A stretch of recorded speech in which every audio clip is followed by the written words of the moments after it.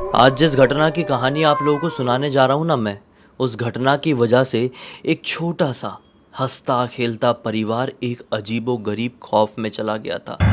एक ऐसी सिचुएशन में चला गया था जिससे बाहर कैसे निकले उनको बिल्कुल भी समझ में नहीं आ रहा था। आइए चलते हैं आज से 11 साल पहले और जानते हैं कि आखिर आनंद और राधिका नाम के न्यूली मैरिड कपल के साथ ऐसी क्या घटना घट गई थी कि आज का ब्लडी सत्य का ये एपिसोड बन रहा है। दरअसल 2013 में आनंद जी की राधिका से शादी हुई। ये दोनों बहुत खुश थे, फैमिली वाले बहुत खुश थे। आनंद जी ने पहले से सोच के रखे थे, जैसी मेरी शादी होगी मैं अपनी वाइफ को हनीमून के लिए गोवा या तो फिर महाबलेश्वर लेकर जाऊंगा। जब शादी होके पत्नी जी घर पर आ गई तो आनंद जी ने पूछे कि कहाँ चलना है, गोवा या महाबलेश्वर। तो पत्नी जी बोलती है कि ऐसा पॉसिबल नहीं कि हम दोनों जगह चलें। पतिदेव सोचते हैं कि अरे वाह, ये तो बहुत अच्छी बात हो गई, चलो दोनों जगह घूमने चलेंगे। उन्होंने अपनी थोड़ी छुट्टियां एक्सटेंड करवा ली और ये टोटल 8 दिन का अपना जो टूर है वो प्लान कर लिया। ये लोग शुरू के 4 दिन गोवा में रुकने वाले थे और आने वाले 4 दिन महाबलेश्वर में। उसके बाद ये अपने घर वापस लौटते। तो सीन ये हुआ कि इन्होंने अपने घर से ही गोवा का एक रिजॉर्ट बुक कर लिया, जिस रिजॉर्ट के बारे में ज़्यादा कोई रिव्यू इन्हें इंटरनेट में दिखे नहीं। अब ये कहानी है 2013 की। ये घटना 2013 में आज से 11 साल पहले घटी थी और उस समय इतना ज़्यादा आज के ज़माने जैसा इंटरनेट में रिव्यू देखना ये सब का प्रचलन नहीं था। इतनी सारी वेबसाइट्स, इतने सारे बुकिंग ऑप्शंस अवेलेबल नहीं थे। इक्का दुक्का ही अवेलेबल थे और लोग बुक कर लिया करते थे। कुछ मिल गया, रेट सही लगा, जगह सही लगी, हाँ बुक मारो, ऐसा हो जाता था। तो इन्होंने भी बुक कर लिए थे और इस रिजॉर्ट के बारे में अपने एक दो दोस्तों से भी पूछे तो किसी को कोई जानकारी नहीं थी। जो गोवा रेगुलरली जाते रहते थे उनको भी इस जगह के बारे में ज़्यादा जानकारी नहीं थी। उन्होंने सोचा क्या फ़र्क पड़ता है, रेट अच्छा मिल गया है, फ़ोटोज़ बहुत अच्छी है, बढ़िया वहाँ पे स्टे करेंगे यार। आखिरकार वो डेट आ गई जब ये अपनी पत्नी जी के साथ गोवा पहुँच गए। गोवा पहुँचे डायरेक्टली उस रिजॉर्ट में। उस रिजॉर्ट में जैसे ही पहुँचे तो रिसेप्शन रूम में पहुँच के इनको ये पता चलता है कि इन्होंने जिस रूम को बुक किया हुआ है वो इनको अभी अलॉट नहीं किया जा सकता। इन्होंने कारण पूछे, भाई हम आधे घंटे से यहाँ पर बैठे हुए हैं और अब आप लोग कह रहे हैं कि हमको वो रूम नहीं मिल सकता, ऐसा क्यों?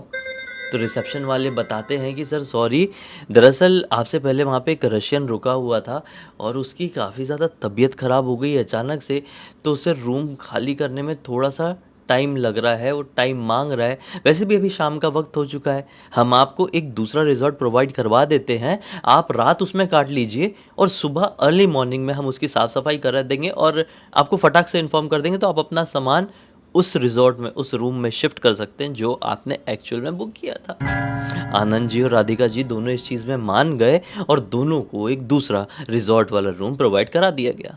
ये लोग आज बहुत थके हुए थे ट्रैवलिंग की वजह से, इसलिए अपने इस रूम में पहुंचते से ये दोनों सो गए। दरवाजे के नॉक के साथ इनकी नींद खुली तो पता चला सुबह सुबह का वक्त है, 9 बज रहे हैं। ये इस रिजॉर्ट का हेल्पर बॉय था और इसने बोला कि सर आपने जो रूम बुक किए थे वो अब खाली हो चुका है, आप चल सकते हैं। उस हेल्पर बॉय ने ये दोनों का सामान उठाया और ये दोनों भी उसके पीछे पीछे चल पड़े। जैसे ही अपने पहले बुक किए हुए रिजॉर्ट में ये लोग पहुँचे हैं तो अंदर घुस के माहौल तो इन्हें वही दिखा जो इन्होंने फ़ोटो में देखा हुआ था, लेकिन वो वाइब नहीं आ रही थी, कुछ तो ठीक नहीं लग रहा था। इन्होंने उस हेल्पर बॉय से पूछ ही लिया कि क्यों भाई, यहाँ पे आपको कुछ अजीब सा दबाव सा महसूस नहीं हो रहा है क्या?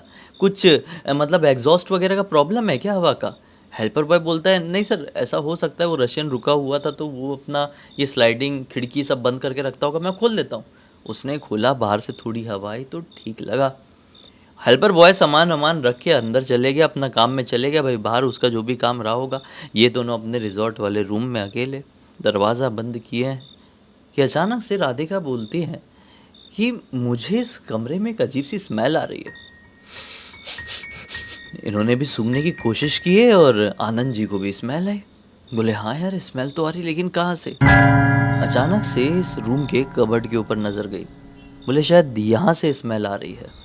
कबर्ड की तरफ गए और जैसे ही कबर्ड खोले क्या पाए कि कबर्ड के अंदर तो ना जाने कितने दिन का सड़ा हुआ खाना रखा हुआ है और नीचे वाले खंड में, मतलब कबर्ड में बहुत सारे खंड रहते हैं ना, ऊपर वाले में एकदम सड़ा हुआ खाना, नीचे वाले में पता नहीं क्या चीज़ रखी हुई थी जो जली हुई थी, सड़ी टाइप की दिख रही थी, और उससे सबसे नीचे वाले में ढेर सारे नारियल दिखाई दिए जो कि बहुत पुराने से रखे हुए यहाँ पे समझ में आ रहे थे। इनको बहुत अजीब सा लगा, उसमें कीड़े तक लग चुके थे। गुस्से में बंद किए और फटाक से हेल्पर बॉय को आवाज़ लगा के बुलाए। फ़ोन उठा के बुलाने का इनका कोई मूड नहीं था, चिल्ला के बुलाए। भागता हुआ आया और इन्होंने बोले कि ये क्या है यार, हमारे रिजॉर्ट वाले रूम में, इसको निकालो, ये सब क्या गंदगी है। इन लोगों ने माफ़ी मांगे और ये दोनों को थोड़ा अपने रिसेप्शन में वापस से बैठलवाए और 15-20 मिनट में ये जो कबर्ड वाला पूरा गंदगी थी उसको साफ़ कर दिए। ये दोनों पूरे फ्रस्ट्रेट हो चुके थे। जब से इस रिजॉर्ट में आए थे, इस प्रॉपर्टी में आए थे, ये इरिटेटिंग वाली चीज़ देख रहे थे यार। पहले इनको इनका लिया हुआ रूम नहीं मिला, कोई और रूम में दे दिया गया इनको। फिर अपने रूम में आए तो स्मेल, गंदगी, क्या है ये। खैर, इरिटेशन के साथ ये लोग अपने कमरे में वापस पहुँचे और आनंद जी ने बोले, राधिका तुम बैठो, बहुत थक गए हैं कल से भागा दौड़ी करके, मैं नहा लेता हूँ, फिर तुम नहा लो, अपन दोनों फिर कहीं घूमने चलते हैं यार, पूरा दिन बाहर बढ़िया से स्पेंड करेंगे और यहाँ पे सिर्फ सोने के लिए आएंगे। राधिका जी भी बोलती है ठीक है मैं बैठती हूँ। बैठ गई, अपने मोबाइल में कुछ देखने लगी। ये नहाने के लिए गए हैं वॉशरूम में। जैसे ही शॉवर ऑन किए ना, इनको कुछ तो भी इनके बॉडी के ऊपर गरम गरम सा आता हुआ महसूस हुआ। बोले यार मैंने कुछ गीज़र वीज़र तो चालू नहीं किया था, आँख बंद थी, मैंने कुछ गीज़र वीज़र तो चालू नहीं किया था, ये गरम गरम पानी कहाँ से आ रहा है। जैसी आँख खुले और बाप रे, पूरे शरीर में लिटरली काला पानी, जैसे नाली में क्या तैरता हो ऐसा गंदगी वाला काला पानी। अभी तक ध्यान नहीं दिए तो सब नॉर्मल था, जैसी आँख खोल के देखे इस रंग के साथ गंदी स्मेल, छी।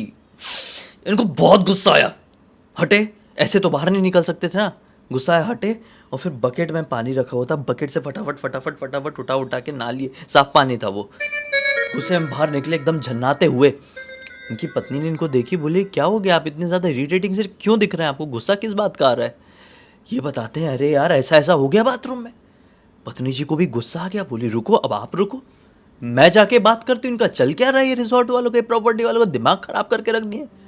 वो गुस्से में उठी, अपने बिस्तर से कि लड़खड़ा के बिल्कुल गिरने जैसी हो गई। उन्होंने संभाले, अरे अरे क्या हो गया तुमको, संभालो अपने आप को। उनको चक्कर जैसा आने लगा था, एकदम चक्कर, एकदम ऐसे ऐसा लगा था कि बेहोश हो जाएगी। उन्होंने लेटाए, बोले राधिका लेटो, आराम, थोड़ा सा रिलैक्स करो। इतना हुआ है इनका कि इनको अचानक से ठंडी सी महसूस हुई। टॉवेल लपेटे हुए थे, पूरे कपड़े नहीं पहने हुए थे, तुरंत नहा के निकले थे ना और गुस्से थे, तो इनको बहुत ठंड सी महसूस हुई। बोले एसी चालू है क्या यार, बोले नहीं एसी चालू नहीं है, एसी तो बंद ही है। बोला यार मैं फटाफट कपड़े पहनता हूँ। आनंद जी ने फटाफट कपड़े पहन लिए, लेकिन बेहद ज़्यादा ठंडी लगी। ये दोनों का बाहर जाने का बिल्कुल, वो गुस्सा करने का बिल्कुल वो मूड खत्म हो गया कि वो जाए रिजॉर्ट वालों को बोले कि क्या पानी था क्या नहीं। राधिका जी बोलती है कि एक काम करो, थोड़ा लेट जाओ, हम थोड़ा सो जाते हैं, कल से थकान बहुत हो गई है, उठ के उनको देख लेंगे।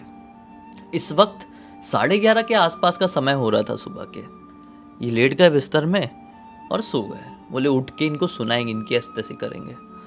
अब जब पता नहीं कितनी देर की नींद हो गई होगी, एक धंड करके ऐसी आवाज सुनाई दी। ये आवाज आई थी इनके बाथरूम से।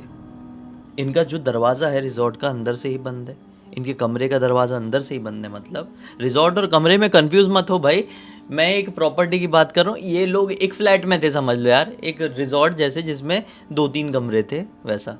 तो इनका जो मेन दरवाज़ा था अंदर आने का वो बंद था। ये तुरंत झटके से उठे तो क्या पाए हैं कि बाहर की तरफ रात हो चुकी है। वो जो आवाज़ कुछ गिरने की इनके बाथरूम से आई। ये भागते हुए बाथरूम की तरफ गए हैं आनंद जी, और देखे कि बाथरूम में तो यार बाल्टी टूटी पड़ी हुई है, जैसे किसी ने उठा के पूरी ताकत से फट करके पटका हो, और उसी से इनकी नींद खुली। राधिका जी भी घबराई हुई इनको देख रही कि क्या हो गया ऐसा। आनंद जी ने बोले कि पता नहीं क्या हो गया है। राधिका बोलती नहीं, आपके होंठ को क्या हो गया है। वो घबरा के आईने के सामने गए और अपने होंठ देखे। इनके होंठ पूरे काले पड़ चुके थे और इनके हाथ लिटरली ऐसे शेक कर रहे थे। अब इन्होंने नोटिस किया कि मुझे तो बहुत तेज फीवर है। राधिका जी भी अपने आप में बहुत ज़्यादा वीक फील कर रही थी। इनके पास आए, इनकी नब्ज चेक किए। राधिका जी को भी बहुत तेज़ फीवर था। इन लोगों के पास फीवर की एक गोली थी जो लोग ऐसा घर से रख के चलते ना, वो रखे हुए थे। फीवर की गोली खा ली और सो गए। अब सोचे कि कुछ खाना वाना खाने को कुछ मन नहीं, अगले दिन उठ के देखेंगे। सो गए भाई। अब सोए हैं, जब नींद खुली है वापस से, अगला दिन निकल चुका था। लेकिन जैसी आँख खुली ना, पूरे रूम में इनके ट्रॉली में कपड़े भरे हुए थे, पैक्ड थे। पूरे रूम में इनके कपड़े फैले हुए थे, जैसे किसी ने इंटेंशनली निकाल के फेंका हो। आनंद जी ने तुरंत राधिका को उठाया। राधिका, राधिका, तुमने ये अपने कपड़े ऐसे निकाल निकाल के फेंकी हो क्या? राधिका जी उठी, बोली कि नहीं, ये किसने किया है? रुको मैं समेटती हूँ।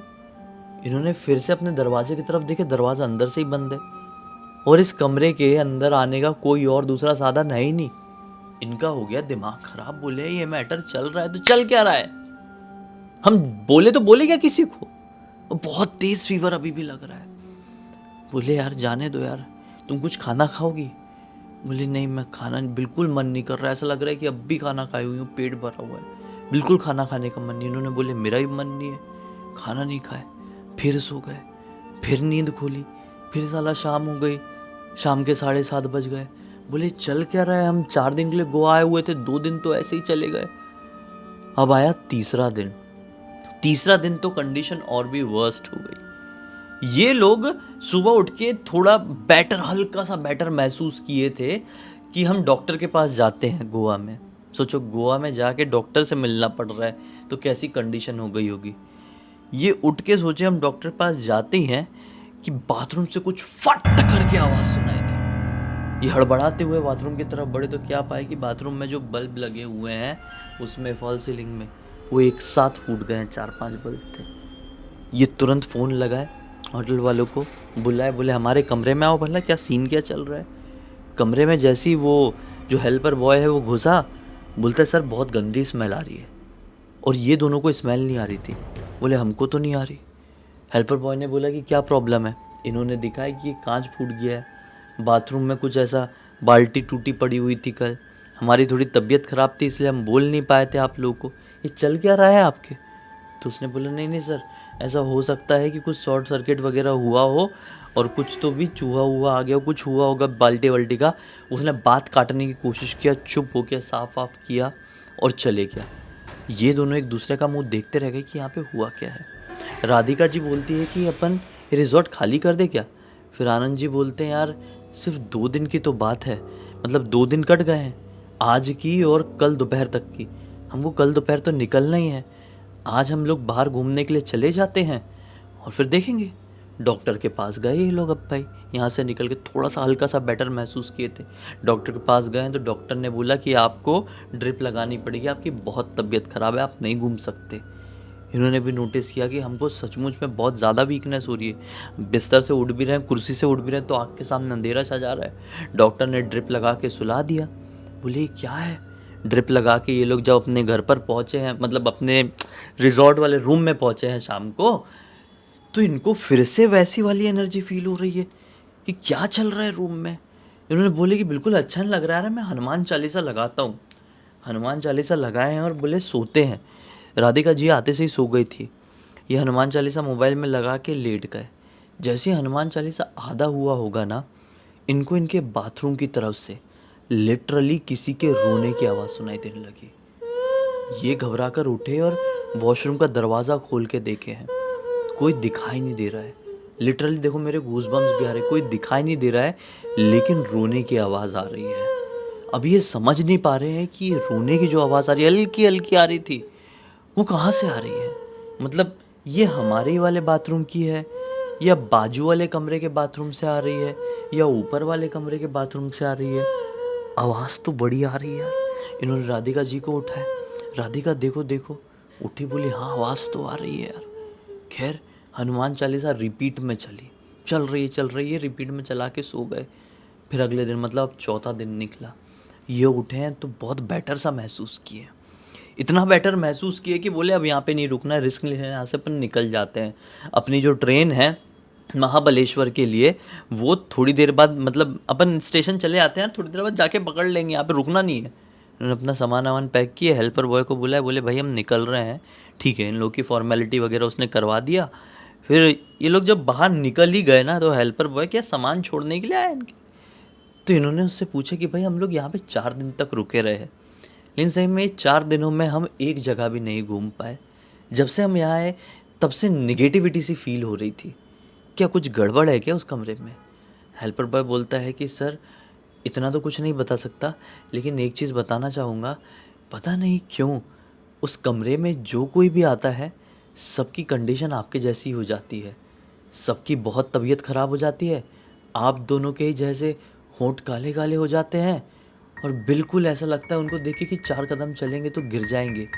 सब लोग ये शिकायत करते हैं कि उनको किसी के होने का एहसास होता है। सर आपको तो नहीं हुआ ना? ये लोगों ने बोले नहीं ऐसा एहसास तो नहीं हुआ, लेकिन ठीक है, थैंक यू बताने के लिए। इन्होंने अपना सामान ऑटो में रखे और वहाँ से निकल पड़े। सोच में डूबे रहे कि हमारे साथ हुआ तो हुआ क्या, कैसे हुआ, क्योंकि इनसे पहले जस्ट एक रशियन जो कि इस रिज़ॉर्ट में रुका हुआ था उसके साथ भी सेम कंडीशन हुई थी, इनके साथ भी सेम। और वो हेल्पर बॉय ने बताया कि लगभग सबके साथ हो रही है काफ़ी दिनों से। तो बस ये लोग जब से वहाँ से निकले, मतलब जब से उन लोगों ने वहाँ से प्रॉपर चेकआउट किया, महाबलेश्वर पहुँचे ना, तब से इनकी तबीयत में बहुत सुधार आ गया। बहुत मतलब ऐसा लगा कि मैजिकल तरीके से पूरी तबीयत ठीक हो गई है। क्लियर हो गया दिमाग में कि उस रूम में कुछ ना कुछ तो ऐसा था कि हम चाह के भी उस चीज़ को नहीं समझ सकते, ना ही किसी को समझा सकते हैं। ये लोगों ने जैसे तैसे करके, क्या बोले हैं, अभी अपना हनीमून कंप्लीट किए हैं, लौटे हैं, जाके एकदम से किसी को बताया नहीं, क्योंकि कैसे बताए, बहुत ऑकवर्ड हो जाता कि हनीमून को गए और इतनी तबीयत ख़राब हो गई, कहीं घूम नहीं पाए, सिर्फ दवाई खा रहे हैं। कुछ दिनों बाद बताया और सब लोगों ने बोले कि होता है भाई, निगेटिविटी की वजह से होता है। ऐसी जगहों पर कई बार बहुत सारी चीज़ें बहुत सारे लोगों को फेस करनी पड़ जाती है, जो जगहें अक्सर बंद रहती है। होटल वगैरह का भी तो ऐसी होता है, कोई आ गया तो आ गया, नहीं तो कमरा तो बंद ही पड़ा हुआ है, साफ़ सफाई को भी नहीं खुल रहा है। होता है भाई, सही में होता है, वहाँ पे ऐसी चीज़ें लग जाती है। इस पूरी घटना की जानकारी मुझे किसी और ने नहीं बल्कि आनंद जी ने खुद इंस्टाग्राम पर लिख कर भेजी। मैंने सोचा कि आप लोगों को सुनाऊं और ऐसी एक सीख और जानकारी दूं जो शायद आपको इससे पहले नहीं मिली होगी। सीख ये कि कहीं पर भी जाएं, किसी भी होटल रूम में, तो देख लें, जांच लें कि हमसे पहले जो रुका हुआ था वहाँ पे उसने कुछ झोल झपाटा तो नहीं किया है कमरे में, वो ठीक ठाक से निकला है कि नहीं, कमरे की कंडीशन ठीक है कि नहीं। आप किसी कमरे में जा रहे हैं, उसको बुक किए हैं, अगर आपको वहाँ पे ज़रा सी भी निगेटिविटी वाली वाइब आती है तो मत रुको, बिल्कुल मत रुको।